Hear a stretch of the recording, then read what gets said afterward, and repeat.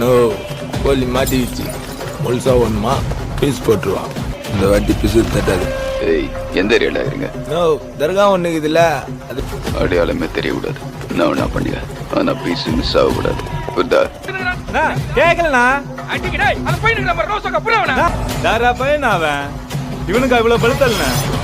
ஏய் கிளம்பு வாடே. ஏய் பாய் கிளம்பு. ஏய் எங்க தாண்டா இருக்கீங்க? நோ அதானா இங்க என்ன போய் மாட்டீங்க? இங்க தான் எஸ்ஸாவுங்க.